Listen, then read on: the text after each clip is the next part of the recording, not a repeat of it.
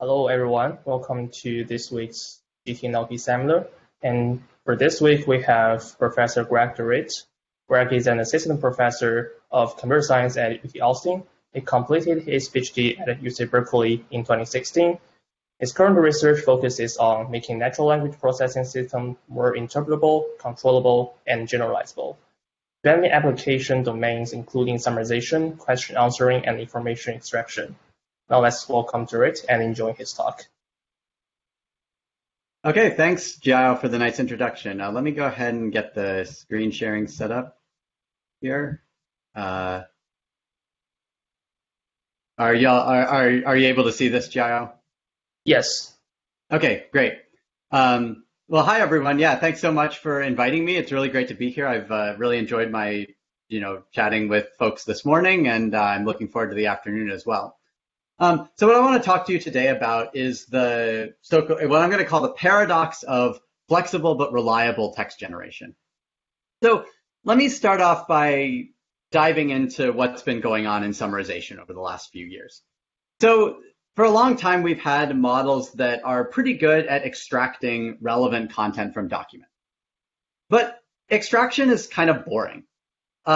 And so for a long time, people have wanted to build more abstractive models. And one of the first approaches that really worked well for this was Sasha Rush et al.'s work from 2015 that looks at the problem of generating a headline based on the first sentence of an article. And they used data from GigaWord. And so this is cool. It's like super flexible and was using the newfangled seek-to-seek models at the time. But then people took a look at what this was doing and, oh no, sometimes this says the wrong thing. So it might not actually accurately reflect what's going on in the article. So then over a couple of years, development and introduction of things like attention mechanisms and this pointer generator mechanism from Abby C helped make this generation more faithful. But one thing that Abby noted in her paper was that once you add all these pieces in there, now the models are just basically doing extraction. They're not producing any novel content, beyond what was in the original article. Okay, maybe the data sets are to blame. So Shashi Narayan et al. Came along and made a data set that encouraged models to abstract more. Okay, but now the models then went back to making things up. And if you look at the paper titles from ACL and EMNLP this year and Control F for fact, there are quite a lot of people who are concerned about this, trying to make things better here. So there's kind of this pendulum you can see swinging between wanting to make things that are flexible and kind of work for lots of these different tasks, while also making things that are reliable or say the right thing. And this is reflected in generation more broadly as well. So for a long time, we've had dialogue agents like Apple Siri that says, that say and can do a bunch of things, but most of the generation is templated. So we might ask, okay, well, why can't these say more interesting things? And then, going down that line of thinking leads you to Microsoft Tay, where if you don't know the story of Tay, basically people on the internet from 4chan taught Tay to be racist. So that wasn't so great. So then some time passed, and then we came back around to learning from the internet. Now we're just learning from static text on the internet. But it turns out that this is also kind of a recipe for being racist. And so once again, we have this idea of wanting to generate text in a very flexible way, but still kind of not go too far off the rails, right? So this brings me to the idea of this paradox. How do we make text generation varied and flexible while also making it reliable, meaning that it's factual with respect to things we care about, it's not toxic or racist or biased, etc. And so we really want flexibility in order to handle things like broad domain text. And so that leads us to using things like pre-trained language models. But the problem is that, fundamentally, if we're assuming that we have some very strong prior on what these models are going to do, then that prior is going to crop up, and it's very hard to enforce that they're not doing crazy stuff. So to think about how to address this paradox, I want to look a little bit more at what kind of flexibility we actually need. I'm going to talk about kind of how we're going to set that up, and then how we're going to verify the reliability properties that we want, and that's going to lead us into this talk. All right, so if we're trying to summarize something like a news article about an earthquake, if you look at the existing data sets, they just have one summary here, which will give you the most pertinent facts. But maybe you might have a user of your system who wants a summary that focuses on things like the human cost of the earthquake. And you might have another user who wants to know about geological factors, like, for example, what's going on, where was the epicenter, what was the magnitude, etc. And it's very hard to satisfy both of these users with existing systems. And so when we talk about flexibility, we don't necessarily mean flexibility to kind of generate everything or kind of generate any sort of possible weird summary. We mean flexibility to make these two users happy.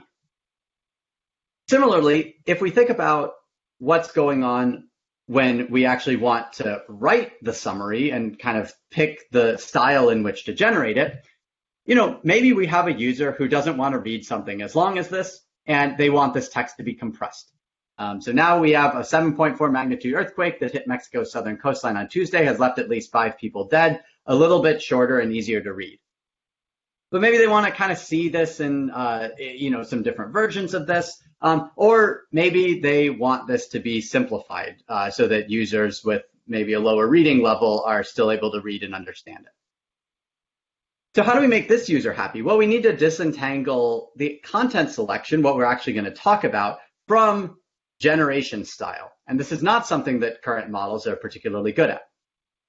So what we really need is we need to be able to control our models, and we want the flexibility to do all of these different kind of things and make these users happy with the same underlying model. So what I'm going to talk to you about in this talk is not going to look as much like the standard end-to-end learning paradigm, which dominates NLP these days, where we have some pre-trained model that directly maps from an input to an output. Instead, we're going to have some sort of intermediate control mechanism that's going to give us a kind of abstraction that we can interact with and poke at.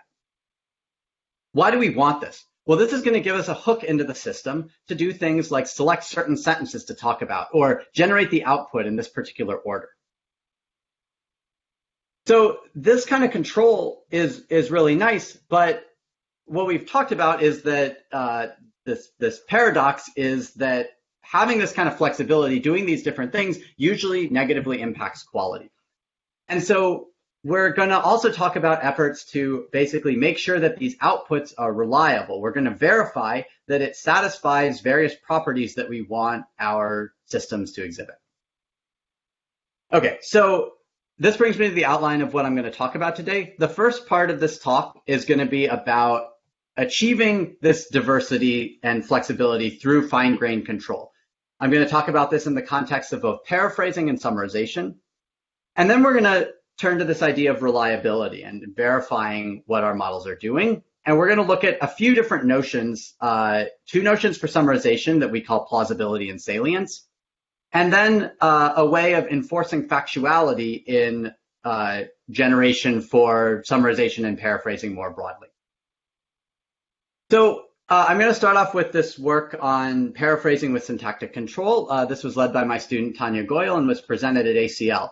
So I'm going to talk for the next few minutes about this work. I'll pause for questions at the end of that part. And so if questions come up during this, feel free to raise them. All right. So we're going into this with the mindset of we need to make text generation systems flexible and able to handle a bunch of different settings. So a lot of work on paraphrasing uses seek-to-seek models, and the idea is that we should be able to map from an input sentence to a bunch of outputs which capture different paraphrases of that input. The problem is that seek-to-seek models really like to concentrate probability mass around a single mode. And so what you'll tend to get is a lot of minor rewrites of the sentence. You'll tend to get small word level or phrase level substitutions here. But what we actually want is we want our model to place a distribution over a more exciting set of structural reorderings. So let me show you what I mean by that. So we have this sentence: if the Mumbai Indians win this match, they will reach the final. And as a human, if we're approaching the task of paraphrasing the sentence or rewriting it in different ways, one thing we could do is reorder the two clauses here. So basically put the if part at the end of the sentence. We could also apply something like passivization. If the match is won by the Mumbai Indians, rather than if they win this match. So these are higher level, more sophisticated operations that involve moving bigger chunks of content around. And these are the kind of things that seek-to-seek paraphrasing models are not particularly good at. Sometimes you can get this by doing paraphrasing by sort of taking a round trip through another language using translation systems, but only if those translation systems exhibit the kinds of reorderings that you want. So in general, we actually have a pretty hard problem of saying, what are all these possible reorderings? How do we enumerate them, and how do we get paraphrases that exhibit them? So what we're going to do here is we're going to try to give this flexibility to our models. We want to be able to specify, all right, I want you to reorder these clauses, or I want you to apply this kind of passivization. And then ideally, our seek-to-seek models should be able to take that information and then apply it to actually get paraphrases that look diverse and look like what we want.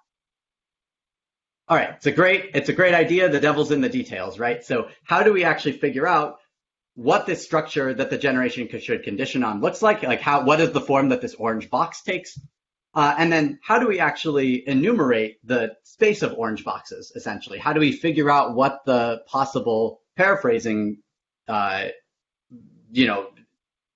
are the possible paraphrases that we can get here? All right, so prior work in this area has looked at a couple of different ways of doing this. Mohit Iyer et al. Looked at a way of doing this with syntactic templates, where you look at the top few levels of basically a constituency parse of the sentence, and you treat those as templates for how you should render the sentence. The problem is that it's kind of not flexible enough. They use 10 templates for all inputs, and a lot of them don't make sense. Like, for example, there are some that correspond to like polar question. This is not a question, so trying to paraphrase it as a question is not going to work very well. So this is not really flexible enough to give us what we want. And then there's a separate line of work looking at paraphrasing in an exemplar-based way from Mingda Chen et al. And other follow-up work where they assume that we can find a sentence whose syntax closely matches the syntax of the target sentence we want to generate. Okay, the problem is that these approaches require exemplars as input. We have no way of actually saying this is an appropriate exemplar for this sentence. And we can't necessarily generate or identify these automatically very easily. Okay, so these past approaches don't really work that well at this. And so what Tanya did was she looked at how essentially what we want in this case is we want a paraphrase that reorders these two ideas, right? We're going to talk about the match, and then we're going to talk about the Mumbai Indians. And if we kind of look at the rest of the sentence with this reordering applied, if you kind of squint hard enough, it looks like the block in green, right? So there's an issue here where we haven't actually passivized appropriately, but I'll get to that in a second. The idea here is similar to the idea of pre-ordering for machine translation. We want to basically get the content in the right order, and then the problem is that it doesn't necessarily retain the semantics, so we're going to need another step where we take this ordering of content, kind of abstract that away. We compute this desired ordering of visiting the words in the source, and then we use a sequence-to-sequence model that's actually going to be able to produce a grammatical target sentence that respects what's going on in the input. So basically, we are going to abstract this ordering down to the sequence of indices, and the sequence of indices tells us, okay, we're going to talk about if this match, and then the model is going to say, okay, I'm going to try to generate that, and the only way to generate that reasonably is going to be to passivize it. And so we're going to be able to get this kind of passivization operation in here. All right, how do we get these source reorderings? This is sort of part two of what I mentioned were the challenges. What we do here is we have a model that reorders abstracted phrases instead of the whole sentence. So basically we take the sentence or parts of it, we boil them down to little abstracted phrases like this NP1 win NP2. Basically someone is winning something. And then we have a model that generates possible reorderings of this. And again, to make an analogy to syntactic translation systems, these rules are like the grammar rules in syntactic MT, but it's softer. It all lives inside a seek-to-seek model. So the seek-to-seek model can say, okay, I'm seeing this little kind of nugget of the sentence here, and I can reorder that in this way. And then that will give us this kind of orange set of indices that let us that tell us our desired generation order. All right, so the overall process here is we have our input sentence. We use this reordering of these constituents to generate a bunch of different desired orders of the source words, basically orders that we're going to talk about this stuff in when we finally generate a paraphrase. And then we're going to generate some paraphrases from each of these possible source orderings. And now these are going to be diverse because we've said, all right, I want all these different source orderings, and now the outputs are good, if they respect them, are going to follow all these different templates and not just all look the same. Okay, so Tanya came up with the clever name for this model of SO-REAP. So the SO part of this is source order rewriting. And this is the model that reorders these syntactic constituents. So we're operating over a constituency parse of the input. We abstract some of the pieces away and reorder them. There's some details in terms of how you actually get this to work and kind of putting all these pieces together. I'm not going to talk about that much here. And then the second stage of this is a model she called rearrangement-aware paraphrasing. So this model knows about the indices, these kind of target indices in orange, and it takes both the original sentence and these indices as input, and then outputs a reordered version of it. So the nice thing about this model is even though it seems like there's a lot going on here, the modeling is actually relatively straightforward. These are just transformers that are lightly adapted. The rearrangement aware one just encodes this information as a separate set of positional encoding. So using basically off-the-shelf models, we're able to do these two steps and get some diverse paraphrases out. So I'm not going to talk about all the details of how the training data is constructed. It's all constructed from existing data like the ParaNMT corpus. By using various sort of tricks like aligning things and stuff like that. Instead, I'm going to show you what this can do. So as an example of a real paraphrase that comes out of our model, we have this long sentence. Despite recognition in European legislation, it has proved difficult to implement the right of consumer associations to representation.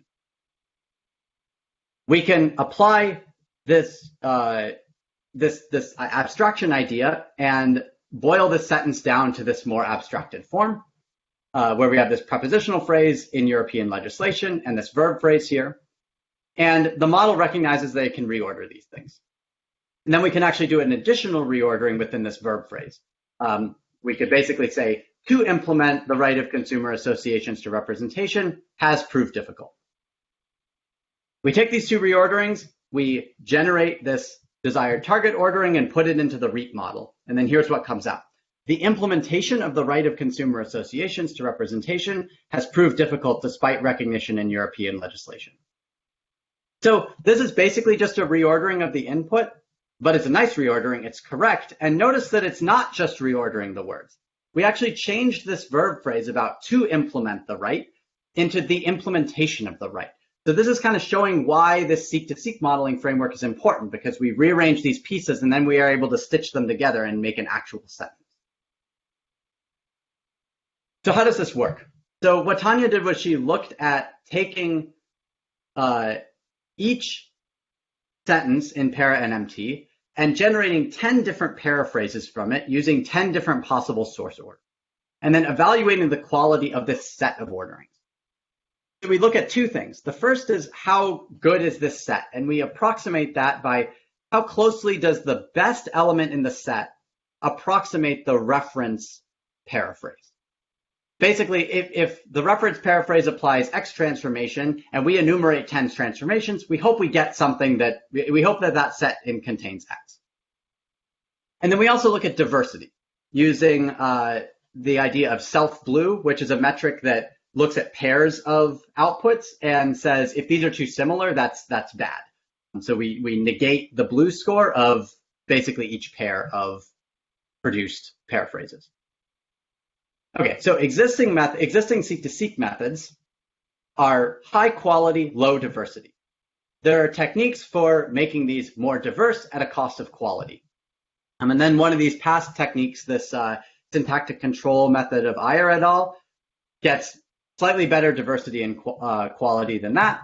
And our method is kind of significantly better in quality than these techniques and also much more diverse than the seek-to-seek model.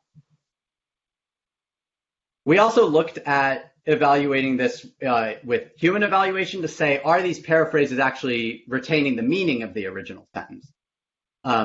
So Tanya took 100 paraphrases from the model and had people on MTurk rate them.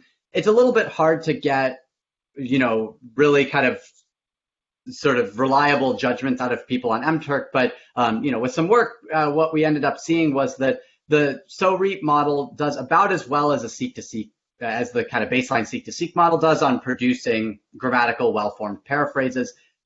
And the seek-to-seek model actually copies the original sentence a lot. So this is about as well as you can expect to do.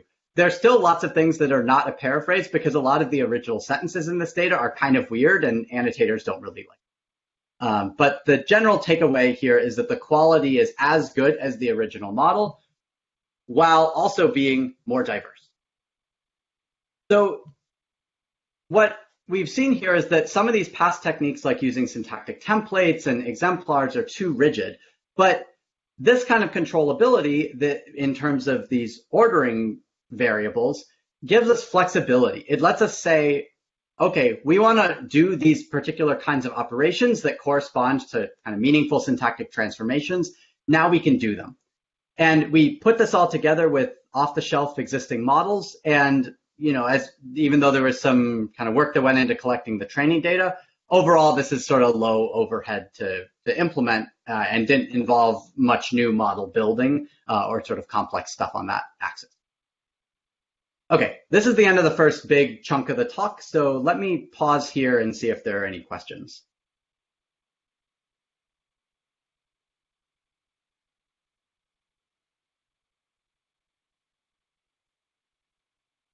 Anything, Jiao, Monica? Yeah, there's one question from Raj. He's asking a bit of a higher level question, but now do you generally determine what kinds of properties the end human user would want the generated outputs to have? For example, the interestingness versus reliability trade-off for news headlines will look very different than something like storytelling. Yeah, so totally. I mean, I'll talk about this more, in the kind of second half of this talk. I think generally, yes, there are different criteria that we want for all sorts of different tasks. What we're thinking about here are going to be things like factuality, which I think we could sort of universally agree is probably a good idea, but the form that it takes is very different. And then, yeah, I think kind of for different problems, we're going to have different notions of what we want to enforce. But some of the techniques we're going to talk about can maybe be useful for enforcing those different notions across many tasks. Yeah, okay. I think that's all the questions we have till now. And okay. Great. Well, let me dive into the next chunk then, where we're going to look at compressive summarization.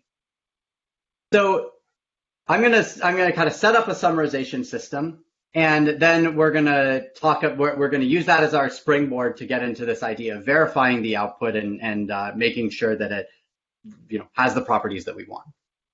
Okay, so the type of summarization system that we're going to be using is what we call extractive compressive summarization. So here's a running example that we're going to be using throughout a bunch of this talk.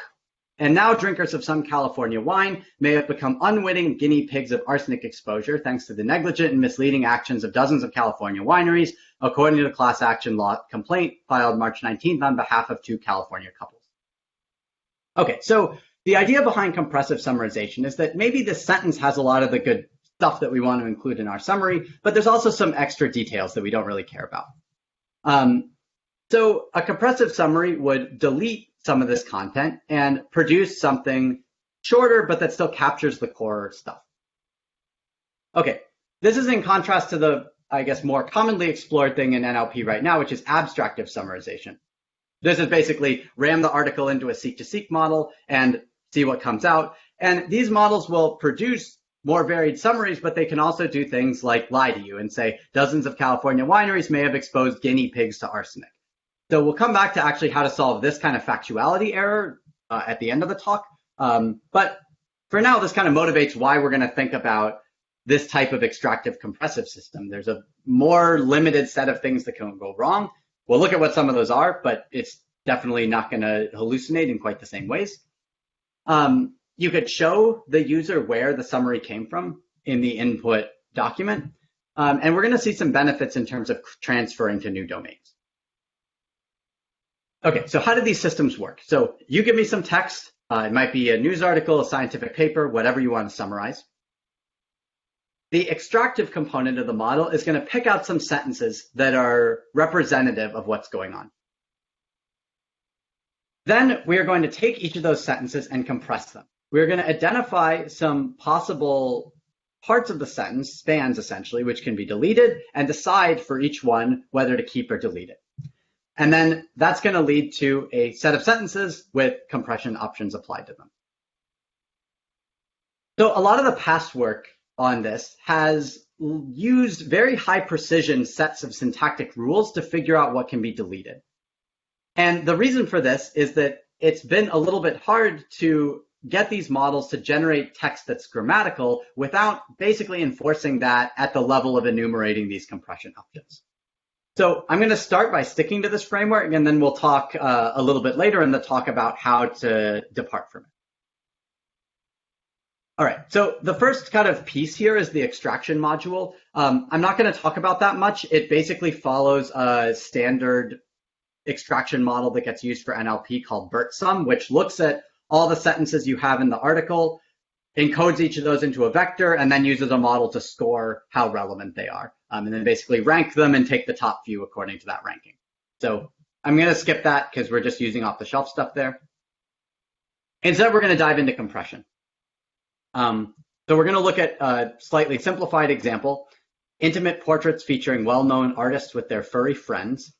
Jia Chung also likes this one more than arsenic poisoning, I think. It's a little friendlier. What we could do is we could constituency parse this. And then we have, like I said, a bunch of rules that enumerate in what contexts certain constituents can be deleted. So for example, there's 4 things here that we can possibly delete. And then we are going to feed those into a model, which is going to decide what we actually want to delete. So the kinds of things we can delete are adjectives inside noun phrases, gerundive verb phrases, prepositional phrases in some cases, etc.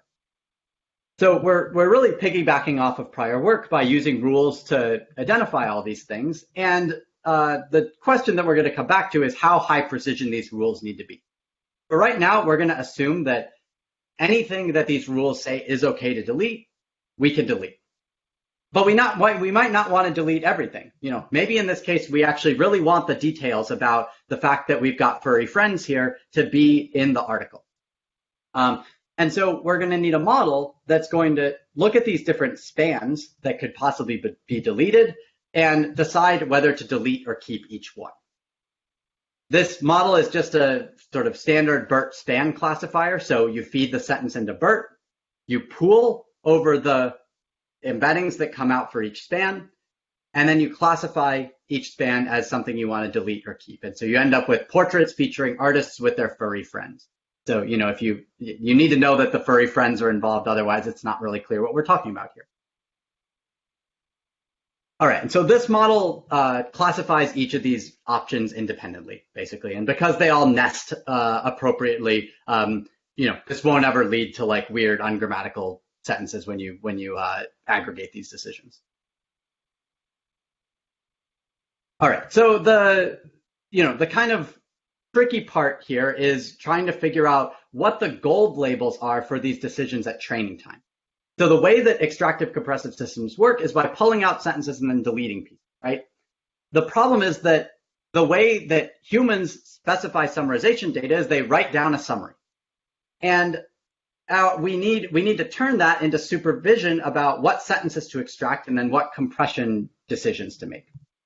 So basically, we use methods like beam search or ILP to find the best subset of sentences that maximize a downstream metric that we want to evaluate our summarization with respect to. In this case, we use ROUGE. And then we use something similar for compression as well. We basically say, would deleting this particular constituent improve ROUGE? If yes, mark it for deletion. If no, don't. That's how we get this supervision during training. All right, so the pipeline we've got so far is input text, extract with a BERT-based model, compress with a BERT-based model, and then summary. So again, there's a little bit of work to make all the training work, but the actual architecture of this is fairly straightforward and uses off-the-shelf models. How does it work? So I'm not going to go through much on the results here because we're going to look at an upgraded version of this in just a second. But basically, compared to past work on this CNN data set, our extraction technique was basically comparable to state of the art.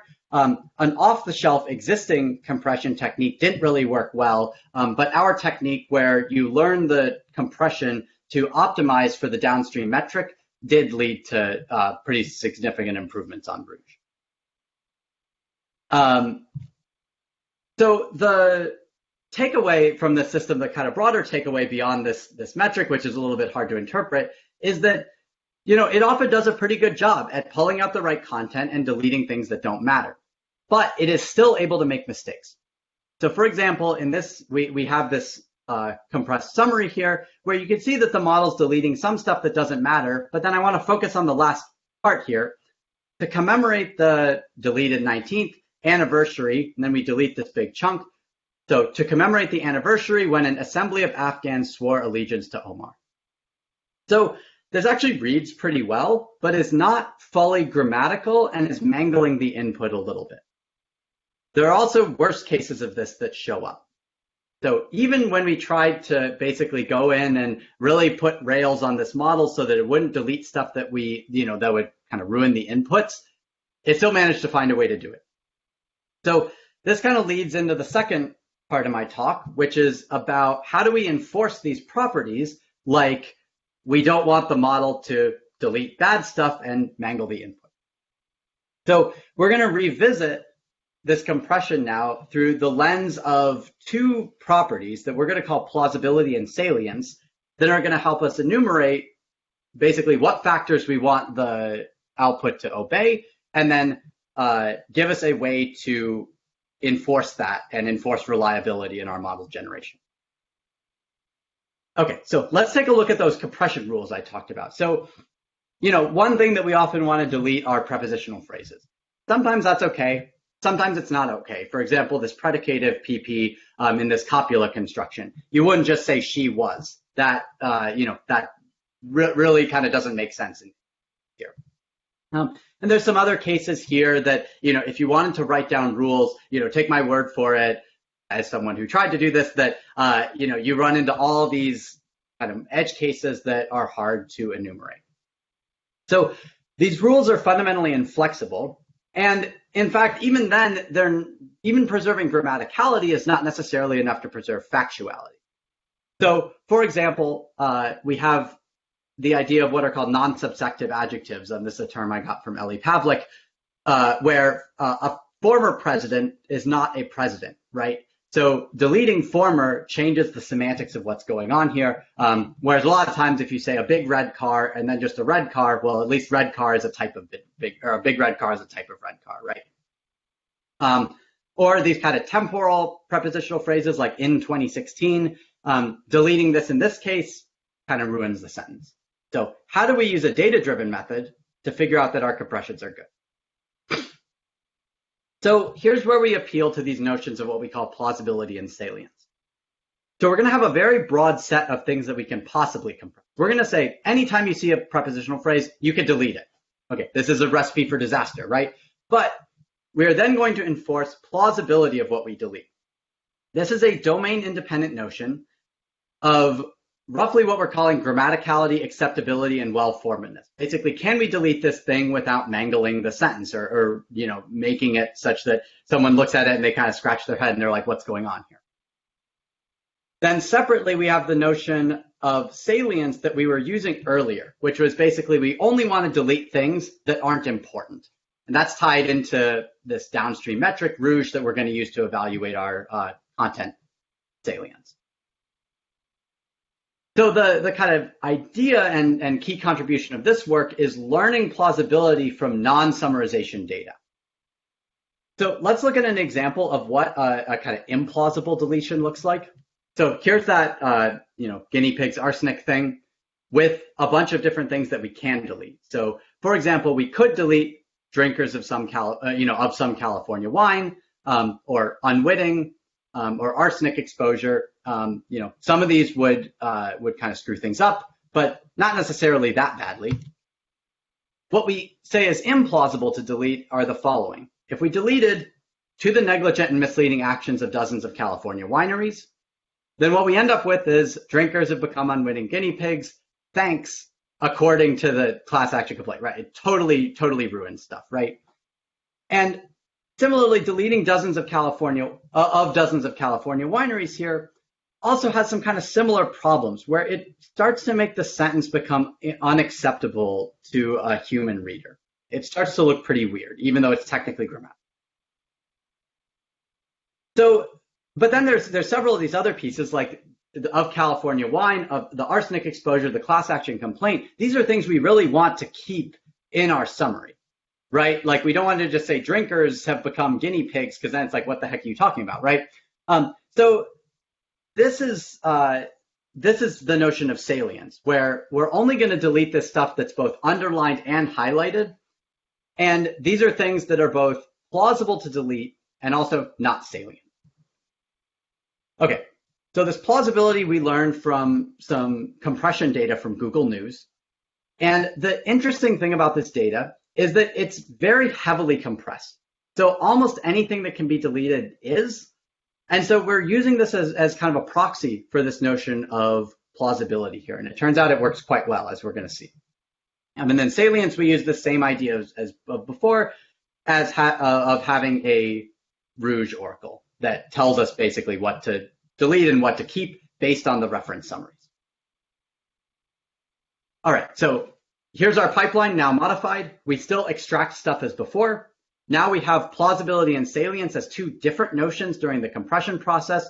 Both of these are BERT-based models trained independently, and they give us a set of deletions that first get filtered down to what's plausible, and then additionally filtered by salience, and then that gives us our final summary.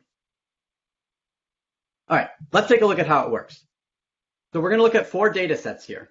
A couple of Newswire data sets, CNN Daily Mail and XSum. WikiHow, which is summarizing how-to articles, and this TLDR data set from Reddit, which is very abstractive and is using web text. So the questions we want to ask are, do we produce good summaries according to ROUGE? Do we kind of coming back to our idea of reliability, do we produce grammatical and factual summaries? And then does our model transfer well to new domains? This is one thing that we were kind of interested for getting into this project from the standpoint of, well, if we have this modular system that's a little bit more flexible, maybe it'll be less brittle than abstractive or existing extractive systems, and we can take it and run it on new data and it'll work a little bit better. All right, so I'm not going to linger too long on the ROUGE results just because it's a sort of uninterpretable metric that's, a little bit questionable in terms of how it correlates with human judgments. But basically, our compression model gives significant improvements on ROUGE across all of these data sets that we look at. And on CNN Daily Mail, which is one of the standard, most standard data sets here, we're competitive with the state-of-the-art stuff like BERT-SUM. So all those results are in the paper. You can look there if you want a more detailed story about ROUGE. Instead, I want to focus on the idea of reliability, which is really how we kind of got here, right? So what we're going to look at is this plausibility module. Basically, how much is this plausibility module actually doing what we say it's doing, right? So what we wanted it to do was to be able to take this varied set of compressions and then filter them down and say, okay, these are the compressions that are actually usable. And it turns out this works pretty well. If you run the model without the plausibility module, it'll just happily hack out all sorts of things and give you ungrammatical sentences, 15 to 30% of the time or something like that.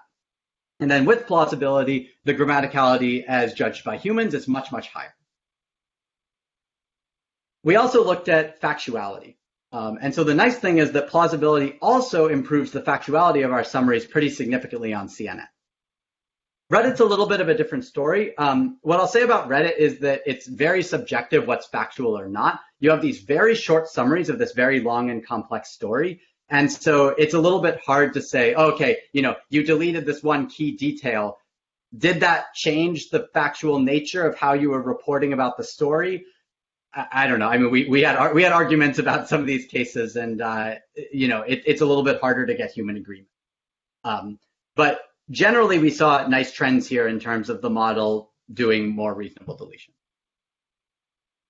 All right, and the final thing I'm going to show is results on transfer learning. So we have this model, recall, that has an extraction piece, a plausibility piece, and a salience piece. So what we're saying is, all right, let's assume we just have data from WikiHow, this kind of summarizing how-to articles. And we want to use that, we want to take that system and use it to summarize news articles. So we can do so-called zero-shot transfer. We just train on WikiHow, and then we run on the news article. All right. The nice thing that we're going to explore here is that we can think about, okay, what about relearning the notions of what content is salient and what content we should extract using a small amount of data from CNN? Like, let's assume we have access to like 500 labeled summaries in a new domain. And we're going to compare this to the standard paradigm, which is just train on 90,000 CNN articles, this big batch that people have scraped. All right, so the zero-shot approach works okay, but not that great. And the CNN trained models, I mean, this is basically the kind of standard setup on the right here. The cool thing is that when we're using a small number of CNN samples, this few shot setting, well, fewer shot, I guess, I don't know if 500 is what you would call few. Let's say fewer shot, like little in-domain data. The extractive and compressive model can do about as well as an extractive model trained on all of CNN. So this is pretty cool. It shows that we're maybe making some progress on being able to build models for new domains. And then I'll just kind of quickly show some summaries here. This is the kind of stuff that gets deleted. And if we focus on the last one, we're talking about this, we lose some of the kind of poetic nature of the original writing. But we managed to keep the idea that behind him rise the crumbled ruins of a portal, a fine example of an example of what archaeologists call a zoomorphic portal or monster mouth gate. This model really does seem to be able to delete stuff while preserving the properties that we want. All right, so what we saw here was flexibility. We take this summarization process, we decompose it into this set of extraction and compression decisions that can get you a lot of different summaries. And then plausibility and salience allow us to, basically support having more complex and a larger set of compression options. And then plausibility lets us verify that our model is doing the right thing. And then finally, we saw that we can transfer this stuff to new domains with just a few examples. So this is something that I'm really excited about, and I think for summarization is going to be very important going forward. How do we move away from CNN Daily Mail training and evaluating just on news articles, which nobody cares about, and start actually summarizing the kinds of things that people care about? Okay, I've just got a short section of the talk left, but let me pause here for questions about, about the stuff that we saw till now. Yeah, okay. So Alan has a question. So for the compression deletion model, it sounds like some of the mistakes might be due to the parser errors. If so, do you have some sense of how much of an issue this is? Yes, if anyone is super good at parsing things on the fly, you would have recognized that this prepositional phrase at the end actually is misparsed in this case. Yeah, so I mean, like parsers are now pretty good. We use the Berkeley neural parser, Nikita Kitayev's latest thing, and it's generally pretty reliable. There's definitely the pipeline issue that goes away a little bit once we kind of delete all these conditions on the rules, because just sort of identifying the spans themselves isn't quite as bad. Even though, prepositional phrase is obviously still something that's a little bit tricky to get a parser to do the right thing on. Okay. And yeah, and there's another question about the plausibility and factuality. So like he's asking how are you defining the plausibility? Yeah, okay, that's a good question. Yeah. So like I mean we defined plausibility here according to the idea of grammaticality. And so grammaticality is one component of it. We kind of broadened that to also say acceptability. Which is a term that's a little bit more nebulous if I mean, people have different acceptability judgments about text. And, to some extent, we sort of get what we get from the data we actually train it from. So, we're defining this in a little bit of a hand-wavy way because if we define it very concretely, it's not clear we can actually make a system to do that concrete thing. But I guess what I'll appeal to is that, for example, of dozens of California wineries, I think at this point in a sentence, if you don't say whose actions these are, a human will kind of be scratching their head and feel like the sentence is pretty weird. And so that's why we feel like this deletion is implausible. I think there needs to be more work to refine this notion and to figure out exactly what we want here. I mean, I'll talk about a little bit about sort of factuality in the last part of the talk. And maybe that'll shed some more light on it as well. And another question from Wei. It looks like you have already solved many problems in paraphrase summary generation. What are the remaining problems? Do you think there is still room for future improvements? This is a very open-ended question here. Right. I mean, I don't think we've solved. I mean, I guess I'm glad that the talk looks impressive, but I don't think we've actually solved a lot of these problems. I think figuring out how to really enforce factuality, which I want to get to in a second, is something that's important. I also think that in paraphrasing, paraphrasing for a particular purpose, for example, simplification. Way I was talking with Monica earlier about the paper that went up on Archive on Wednesday. So I think there's a lot of work still to do there. So that's the quick answer I'll give. I guess. Okay, and there's another question about the paraphrasing work, but I will ask that in the end of the talk.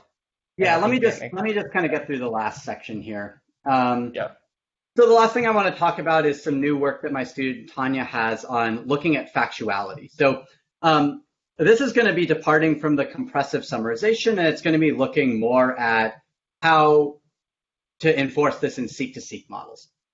So when we do something like paraphrasing or summarization, a lot of times what happens is the model will output something generally reasonable, but it'll be slightly wrong. So for example, instead of the 7 games being investigated, which was true in the source article, here the 7 games were arrested. So a lot of the work in this area has looked at dealing with hallucinations, like the model just totally making up stuff. But that's not really what's happening here. It's instead hallucinating a relationship between 2 things that were already in the source. So how do we verify that our model is being factual at this level? It's not bringing in anything new, but it's kind of remixing stuff in bad ways. So Tanya has this formalism that she called Dependency Arc Entailment, where what we say is, okay, what's really going wrong here is that the relationship between games and arrested is not correct. And that relationship is exhibited by this dependency arc, which is basically saying that games is like this passive subject of arrested. So she has a model that basically puts all this stuff through BERT and then looks at the head and the tail of the arc along with the dependency label and puts this all through a classifier and says, is this arc entailed by the input or not? So notice that generally you could have a sentence that's not entailed by the input sentence, but many individual arcs are okay. So for example, games has an arc to 7 as a modifier, and that arc is fine. Like, yeah, there are 7 games. That's true, even though the whole kind of output here is bad. So there's some details in how to implement this. So this work uses Stanford collapse dependencies, which are a bit of a better representation for this, and also excluding certain arcs to things like punctuation that don't really matter that much. So the getting training data for this model, again, this is the kind of theme of this talk, is like, these models often look very nice, but getting the training data is a little bit tricky. We're looking at some ways of improving this right now, but basically what she did was say, okay, I'm going to look at both ground truth paraphrases, quote unquote ground truth from this data set, as well as paraphrases out of a paraphrase system that are like the top paraphrase that model picked. And then we're also going to look at the 10th best paraphrase out of a k-best list. And what we're going to assume is that arcs that are in the 10th best paraphrase that are not in the first best paraphrase or the gold paraphrase are bad. So there's a little bit of it's kind of manually doing what something like a GAN does, right? We're like generating from this model and then labeling it and then training a discriminator. But this, we're kind of applying it to different tasks. So I think we're learning a bit of a broader notion here than just rejecting the errors from a particular model. And so, she had some work on kind of fixing this up. This is like one of the main aspects that we're trying to extend right now for NACL. But in terms of how this works, so she applied this model to ranking paraphrases from, from basically existing work that had humans rate which one was more factual. And so the random baseline here, which I'm not showing, is 50% because you've got 2 paraphrases. You're trying to say which one is better. Existing entailment models trained on MNLI can do all right at this. Existing models for factuality and summarization, this recent CAGS model that generates questions and then answers them based on both the summary and the input document, actually do pretty badly. This dependency arc entailment model does better than both of those things. And it's not at human performance by any stretch of the imagination, but on this particular data set, it kind of agrees with human judgments about as well as other humans. And the other thing I'll say is that this MNLI data has this MNLI model has very high variance across training runs. So it's actually doesn't seem like the MNLI task is a really good fit for this kind of factuality ranking stuff. So this is something kind of nice that we see. Let's see, I'm going to move kind of quickly through these examples. I just really want to highlight the second one here. So the input is visitors to the Isle of Lewis will be hoping the clouds stay away on Friday. And the model summarized this as visitors to the Isle of Lewis will be hoping to stay away on Friday. And so the model correctly figures out that it's this relationship between hoping and stay, and then also between stay and visitors. And this is the correct dependency parts at Stanford collapse dependencies, which is why visitors has 2 parents, because the model handles the dependency collapsing handles the control structure here. Okay, and MNLI like totally fails to do well at this example. Okay, so what we saw here was a model that can judge factuality at the level of dependency. And so we're verifying what's going on in our model in a very fine-grained way now. And the thing I'm excited about this for is that we could do things like post-edit that local part of the output to try to make it better. And some of the other work we've got going on is getting this to work a little bit more broadly. Okay, so this was a kind of tour of some work both that Tanya's been doing and then also my PhD student Jiacheng Xu and an undergrad Shrey Desai were doing, they did most of the summarization stuff. So let me just kind of wrap up here. We want this kind of flexibility in our generation models, right? To be able to paraphrase with different orderings, to be able to pick out different parts of content. And this kind of fine-grained control can help us do this. But we really need to be able to verify that our models are doing the right thing. And here we focus mostly on factuality, but I think toxicity, bias, there's lots of other properties that we want to enforce. And we really need ways of articulating these things and then kind of applying them. And so this kind of discrete intermediate structure that we were using in the models in this talk is pretty nice for these purposes. And it has some other applications. I'm going to skip over this stuff. If you want, you could check out our other recent papers on archive and things like that. But I want to conclude by thanking all my students and collaborators at UT Austin, as well as my funding sources. And I also want to thank all of you for inviting me here and attending this talk and everything. And I look forward to continuing our discussions this afternoon. So thanks. And yeah, I'll take those remaining questions, I guess, in the last couple of minutes. Yeah, okay, thank you for the talk. And there's one early question from DE. She asked, the syntactic transformation idea is very interesting. She might be missed the previous talk intro. Where are these parallel data coming from? How will the intermediate sequences be influenced if some new words or phrases are introduced? Yeah, so, okay, I just wanted to be able to quickly scroll between things.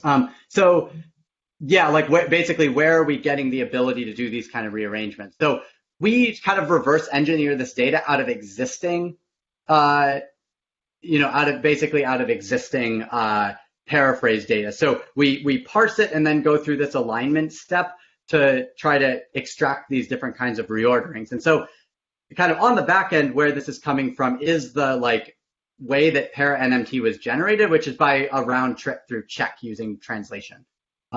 So basically what we'll see the kinds of transformations that the MT model surfaces sometimes, but we're able to basically amplify those in our model by identifying these particular types of reorderings and getting a model that can. Okay, and another question from Zhiyu. Is the reason that the arcs in the best 10 but not in others are bad at preventing overfitting or biases? I think this question is about the last section of the talk. Yeah.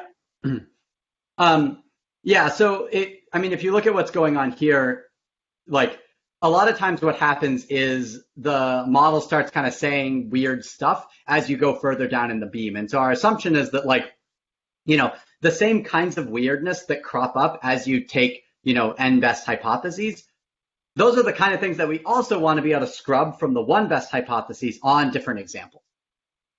So that's kind of the underlying assumption here. Honestly, I don't want to push this too hard because what we're doing right now is trying to figure out a way to learn this model from sentence level annotations, and I generally think that's more promising. So this seemed to work well enough, but it's kind of a hack. Yeah. Okay, and another question from Andrew Silva. Have you investigated the factuality in the context of point of view bias? Is the model able to extract objective summaries or paraphrases from biased articles? Yeah, that's a really good question. So one thing, we've really been looking kind of narrowly at this sort of factuality for now. I think that when I first looked at kind of I first saw some papers emerge about factuality and generation. I was like, oh, okay, that's kind of cool. We're going to get half a dozen ACL papers about this, and then there won't be more to do. And then as we started working on it, I guess I kind of realized it's sort of an iceberg. There's, really a lot of very nuanced notions of what it means for something to be factual. Is it supported by common sense? Is it supported by background knowledge on Wikipedia? Is it supported by the original article? And then also all kinds of, other factors that are kind of related, like this sort of point of view bias you're bringing up. So, we're not really looking at data sets that have a lot of subjectivity in them right now, but I think if you were, that would absolutely be something you would want to look at. And I can imagine basically being able to learn similar types of discriminators and using them to kind of fix up model output. So yeah, I think that's a really interesting idea. Okay, cool. And one last question from Wei. Do you think the hallucination factuality are primarily come from the noise in the parallel data or elsewhere? If so, is it a case that more fundamentally cleaning the data would solve these problems? Yeah, good question. So yeah, there's been a line of work. There was this stuff on loss truncation by Daniel Kang and Tatsu Hashimoto, there was also some work by Muriel Lapata's group on looking at basically cleaning up data to text tasks like Wikibio, Laura Perez Beltrachini's stuff. So I think to some extent, if you fix the underlying data, yeah, your fine-tuned model is going to hallucinate less. I still think it's the case that the sort of direction that summarization is going is like people are training this on sort of wilder and wilder data, like, generate an archive abstract from the paper, or, this like XSUM data set. And so I think to some extent, if we want to be able to handle a wide range of settings, we need to be able to deal with models that may do crazy stuff and then put guardrails on them afterwards. I think, I think basically building that into the model through something like reinforcement learning is also a totally fine way to go. I'm not saying it has to be a post hoc process, but like I do think that like at a certain point the data cleaning will become too cumbersome and it'll be too limited, where like we want to start using the models for other things, but we won't have the cleaned data for them, and we're going to want other methods that complement that approach. Yeah. Okay, cool. And I think that's all the questions we have. And it's also like the time, so like thanks Greg for the talk, and yeah, we can end up here. Okay, and great. Well, yeah. Oh, sorry, go ahead. Yeah, and for the next time, the NLP Seminar will have William Wang from UCSB, and welcome you to the next seminar. So bye everyone. See you in 2 weeks. Okay, bye. Thank you so much.